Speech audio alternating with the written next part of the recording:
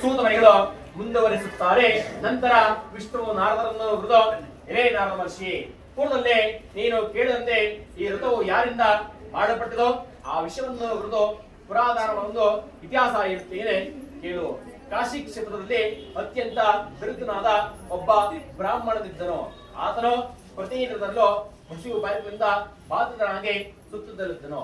ಇದರಲ್ಲಿ ಅತ್ಯಂತ ದೇವಿಲ್ಲ ವಿಷ್ಣುವು ಬ್ರಾಹ್ಮಣನ ರೂಪದಲ್ಲಿ ಬಂದು ಆ ದೀನದನ್ನು ದಯೆಯಿಂದ ಕೇಳಿದನು. ಹಿರೇ ಬ್ರಾಹ್ಮಣನೇ, ಪ್ರತಿ ದಿನದಲ್ಲೂ ದುಃಖಿತನಾಗಿ ಏತಕ್ಕೋಸ್ಕರ ಸುತ್ತುತ್ತಲಿರುವೆ ಎಂದು ಹೇಳಿದನು. ಆಗ ಈ ಭೂಸೋದನೆಂದನು, ಹಿರೇ ಪ್ರಭುವೇ, ನಾನು ಅತಿ ದರಿದ್ರನು, ಭಿಕ್ಷಾರ್ಥವಾಗಿ ತಿರುಗುತ್ತಿರುವನು. ನಿನಗೇನಾದರೂ ಈ ದಾರಿದ್ರ ಅರುಣೋಪಾಯದಿದ್ದರೆ ಕೃಪೆಯಿಂದ ಹೇಳಬೇಕೆಂದರು.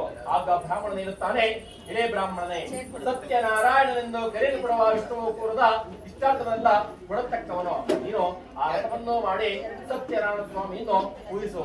ಯಾವ ವ್ರತ ಮಾಡಿ ಮಾನವನು ಸರ್ವ ದುಃಖಗಳಿಂದಲೂ ವಿಮುಕ್ತನಾಗುವನು ಅಂತ ಉತ್ತಮವಾದ ವ್ರತವನ್ನು ತದ್ವಿಧಾನವನ್ನು ಬ್ರಾಹ್ಮಣನಿಗೆ ಹೇಳಿ ವೃದ್ಧ ಬ್ರಾಹ್ಮಣ ರೂಪಿಯಾದ ಶ್ರೀ ಸತ್ಯನಾರಾಯಣ ಸ್ವಾಮಿಯು ಮಾಯವಾದನು.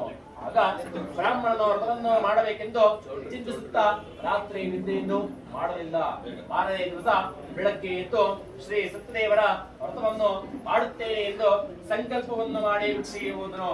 ಆ ದಿನದಿಂದ ಹೆಚ್ಚಿನ ಹಣವನ್ನು ಹೊಂದಿದನು. ಆ ಹಣದಿಂದ ಬಂಧುಗಳೊಂದಿಗೆ ಶ್ರೀ ಸತ್ಯದೇವರ ವ್ರತವನ್ನು ಆಚರಿಸಿದನು. ಆ ದರಿದ್ರ ಬ್ರಾಹ್ಮಣನು ವ್ರತ ಪ್ರಭಾವದಿಂದ ಸಮಸ್ತ ಸಂಪತ್ತುಳ್ಳವನಾಗಿ ದುಃಖರಹಿತನಾಗಿ ಎಂದ್ರಿಂದ ಪ್ರತಿ ತಿಂಗಳು ವ್ರತವನ್ನು ತಪ್ಪದೆ ಶ್ರದ್ಧಾಭಕ್ತಿಯಿಂದ ಮಾಡುತ್ತಿದ್ದನು. ಈ ಪ್ರಕಾರ ಬ್ರಾಹ್ಮಣೋತ್ತಮನು ಸತ್ಯನಾರಾಯಣ ಸ್ವಾಮಿಯ ವ್ರತವನ್ನು ಮಾಡುವಾಗೆ ಸಕಲ ವಿಧವಾದ ಪಾಪಗಳಿಂದ ಒಳಪಟ್ಟು ಇತರರಿಂದ ಹೊಂದಲು ಅಸಾಧ್ಯವಾದ ಭಕ್ತಿಯನ್ನು ಹೊಂದಿದನು.